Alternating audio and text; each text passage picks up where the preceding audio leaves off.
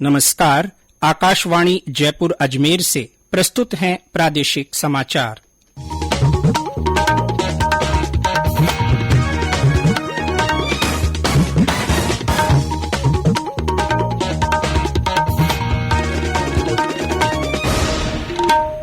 मुख्य समाचार। रक्षा मंत्री राजनाथ सिंह ने कहा, भारतीय सेना का गलवान और तवांग में प्रदर्शित किया गया साहस और पराक्रम प्रशंसनीय। प्रधानमंत्री नरेंद्र मोदी ने कहा कि सरकार व्यवस्था को पारदर्शी बनाने के लिए लगातार प्रयासरत। मुख्यमंत्री अशोक गहलोत ने कहा, लोक कल्याणकारी योजनाओं के कारण राजस्थान मॉडल स्टेट बना। भाजपा ने कहा, राज्य सरकार हर मोर्चे पर विफल। और शेखावाटी अंचल में कड़ाके की ठंड, चूरू और सीकर जिले में शीतलहर की चेतावनी।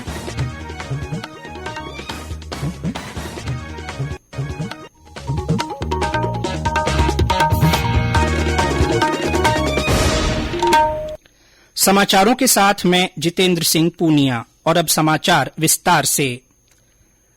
रक्षा मंत्री राजनाथ सिंह ने कहा है कि देश के सैनिकों ने हर अवसर पर साहस और शौर्य का प्रदर्शन किया है। आज नई दिल्ली में फिक्की के 95वें वार्षिक समारोह में उन्होंने कहा कि गलवान और तवांग में भारतीय सेना ने अग्रिम मोर्चे पर अपूर्व पराक्रम का प्रदर्शन किया है।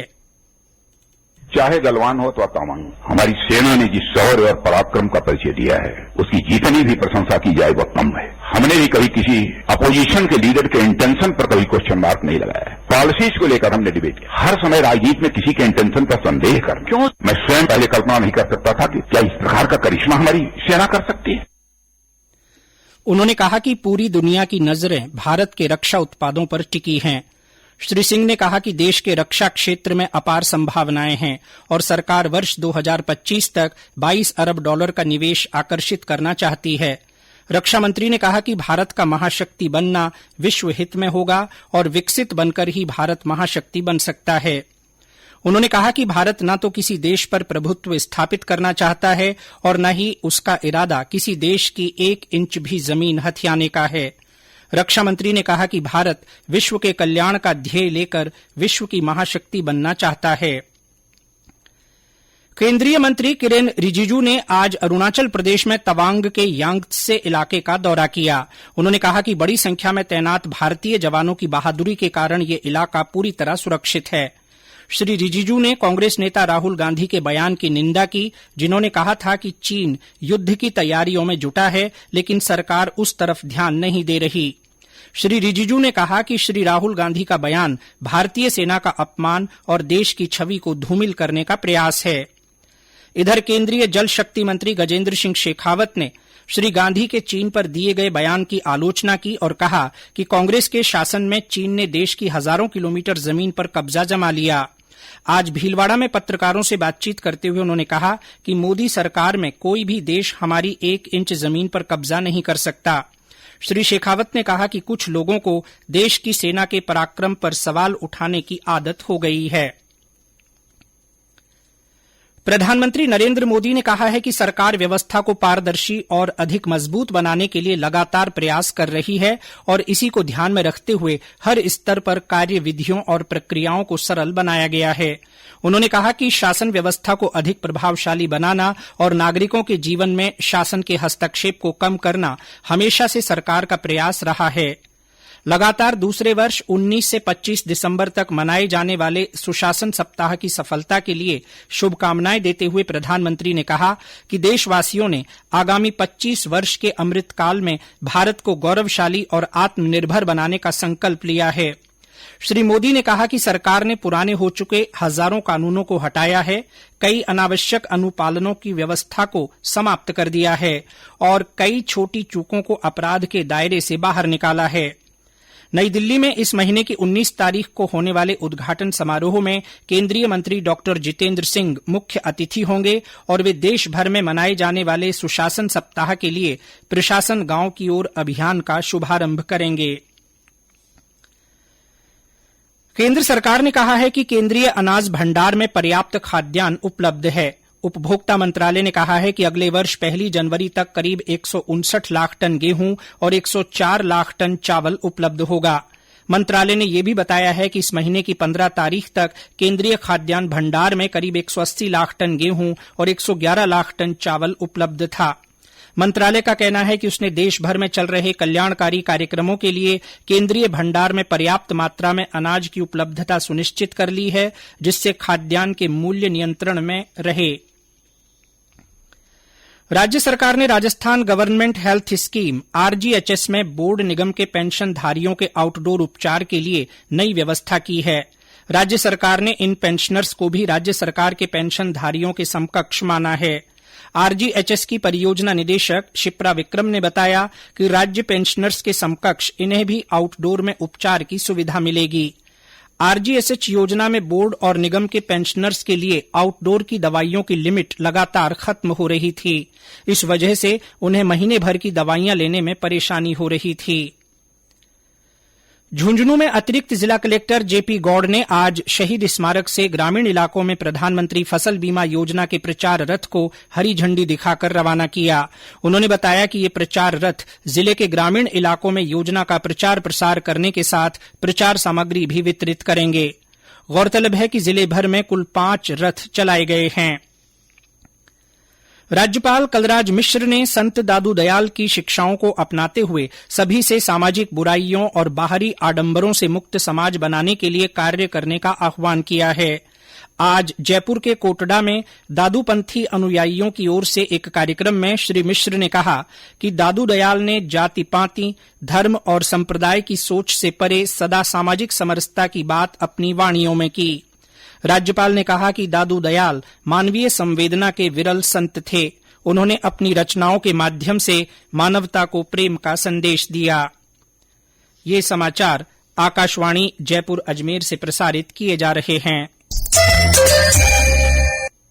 समाचारों में आपका फिर स्वागत है। मुख्यमंत्री अशोक गहलोत ने कहा है कि लोक कल्याणकारी योजनाओं के कारण राजस्थान पूरे देश में मॉडल स्टेट बन चुका है। उन्होंने कहा कि 4 साल पूरे होने के बाद भी सरकार के खिलाफ माहौल नहीं है। राज्य सरकार के 4 साल पूरे होने के उपलक्ष्य में श्री गहलोत आज जयपुर में प्रेस वार्ता को संबोधित कर रहे थे। मुख्यमंत्री ने कहा कि चिरंजीवी योजना, आरजीएचएस योजना और ओल्ड पेंशन स्कीम पूरे देश में मिसाल बन चुकी है।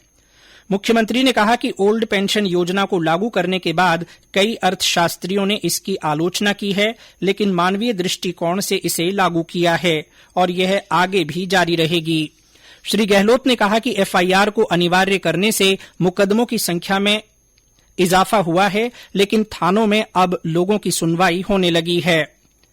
श्री गहलोत ने कहा कि आने वाला बजट और अच्छा रहेगा तथा ये युवाओं, विद्यार्थियों और बच्चों पर केंद्रित रहेगा। उन्होंने कहा कि बजट की तैयारियां शुरू हो चुकी हैं।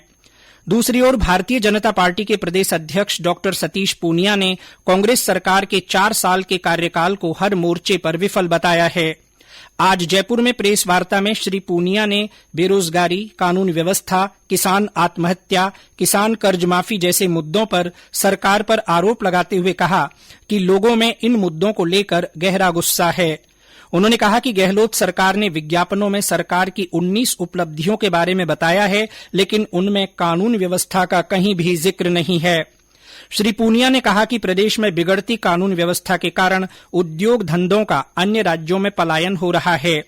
उन्होंने कहा कि राज्य में रोजगार की स्थिति चिंताजनक है और हर दूसरा स्नातक बेरोजगार है।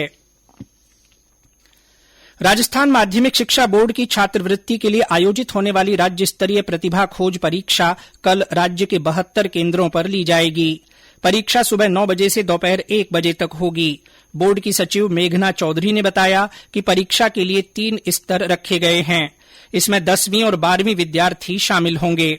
उन्होंने बताया कि परीक्षा में 80% प्राप्तांक वाले पहले 50-50 स्थान पाने वाले परीक्षार्थियों को राज्य सरकार द्वारा कक्षा 11 और 12 के लिए 1250 रूपये प्रतिमाह और स्नातक तथा स्नातकोत्तर की शिक्षा के लिए 2000 रूपये प्रतिमाह छात्रवृत्ति दी जाएगी। प्रदेश में बीते 24 घंटे में न्यूनतम तापमान में 2 डिग्री सेल्सियस तक गिरावट दर्ज की गई है। शेखावाटी अंचल में कड़ाके की ठंड पड़ रही है। चूरू में न्यूनतम तापमान 2 डिग्री सेल्सियस दर्ज किया गया। सीकर जिले के फतेहपुर में रात का पारा 2.9 डिग्री सेल्सियस रिकॉर्ड किया गया। इनके अलावा सीकर में 3.5, संगरिया में 4.6, नागौर में 5.1, अलवर में 5.2, पिलानी में 5.7 डिग्री सेल्सियस न्यूनतम तापमान दर्ज किया गया। मौसम विभाग ने आज चूरू तथा सीकर जिलों में शीतलहर की चेतावनी दी है। जोधपुर जिले में शेरगढ़ के भूंगरा गांव में गैस ब्लास्ट हादसे में अब तक 33 लोगों की जान जा चुकी है। कुल 17 घायल अभी भी महात्मा गांधी अस्पताल में भर्ती हैं। इनमें से 8 आईसीयू में हैं, जबकि 9 सामान्य बर्न यूनिट वार्ड में भर्ती हैं। शेरगढ़ के भूंगरा गांव में 8 दिसंबर को शादी वाले घर में गैस सिलेंडर ब्लास्ट से आग लग गई थी। इसमें कई लोग झुलस गए थे। इधर इस घटना के बाद से समाज के लोग 4 दिन से सरकार से विशेष सहायता पैकेज देने की मांग को लेकर धरना दे रहे हैं। इसी मांग को लेकर शवों को भी उठाने से मना कर दिया। बूंदी में आज सीमा सुरक्षा बल की ओर से शौर्य प्रदर्शन शो आयोजित किया गया, जिसमें बल के जवानों ने हैरतअंगेज करतब प्रस्तुत किए। कार्यक्रम में लोकसभा अध्यक्ष ओम बिड़ला भी उपस्थित रहे। आजादी के अमृत महोत्सव के अवसर पर दुनिया के सबसे बड़े सीमा सुरक्षा बल द्वारा देश के विभिन्न शहरों में विशेष आयोजन किए जा रहे हैं। इसी के तहत बूंदी में ये कार्यक्रम आयोजित किया गया। शो के दौरान बीएसएफ बैंड की स्वर लहरियां भी बिखेरी गईं। और अंत में मुख्य समाचार एक बार फिर। रक्षा मंत्री राजनाथ सिंह ने कहा है कि भारतीय सेना का गलवान और तवांग में प्रदर्शित किया गया साहस और पराक्रम प्रशंसनीय है। प्रधानमंत्री नरेंद्र मोदी ने कहा कि सरकार व्यवस्था को पारदर्शी बनाने के लिए लगातार प्रयासरत है। मुख्यमंत्री अशोक गहलोत ने कहा, लोक कल्याणकारी योजनाओं के कारण राजस्थान मॉडल स्टेट बना। भारतीय जनता पार्टी ने कहा, सरकार हर मोर्चे पर विफल रही। और शेखावाटी अंचल में कड़ाके की ठंड, चूरू और सीकर जिले में शीतलहर की चेतावनी जारी की गई है। इसी के साथ प्रादेशिक समाचार बुलेटिन समाप्त हुआ। नमस्कार।